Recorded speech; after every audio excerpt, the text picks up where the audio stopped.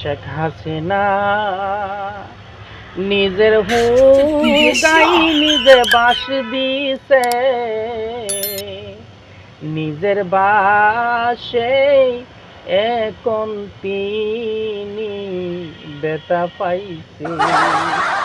ও আমার শেখ হাসিনা বোনো, আমার কথাটা তুমি সুন্দর করে শোনো।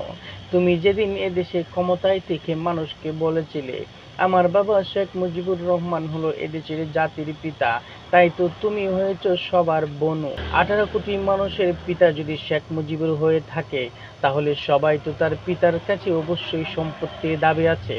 আজ 32 নম্বরের বাড়ির মধ্যে যে সম্পত্তি রেখে গেছে, তা শুধু তুমি শেখ হাসিনার জন্যই প্রযোজ্য। কিন্তু 18 কোটি মানুষ তার পিতার সম্পত্তি কি করে আনবে, এটা কি তোমার জানা নাই?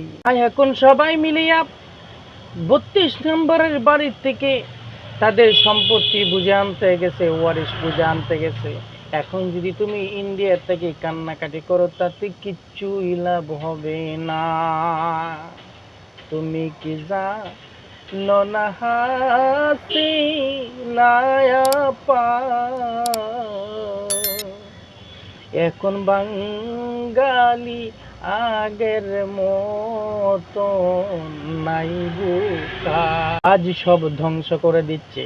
ক্ষমতায় বসে থেকে কত নেতাগিরি মস্তানি করলা, কোথায় তোমার নেতাগিরি চলে গেল? ওবায়দুল কাদের ঠ্যাং ভাঙ্গা গরুর মতো আডে এই বেড়া কই গেল? এই গরুর মতো বেড়া কোথায় জানি গেছে, এখন আর খবর নাই।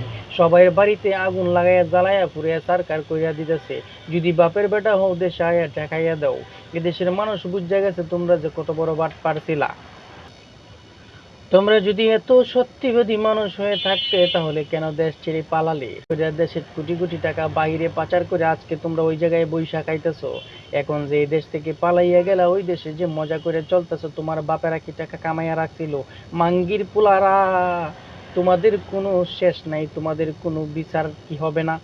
তোমরা যে কোনো সময় এই বাংলাদেশের মাটিতে পাড়া দেও, তোমাদের বিচার বাঙালি কখনোই মাফ করবে না। আমি দর্শকদেরকে বলতে চাই, যদি আমার এই ওয়াজটা ভালো লাগে, অবশ্যই একটি লাইক কমেন্টস করে যাবেন এবং চ্যানেলটা সাবস্ক্রাইব বা ফলো করে যাবেন। আপনাদের সবাইকে ধন্যবাদ জানিয়ে আজকের ভিডিওর মতো এখানেই সমাপ্ত।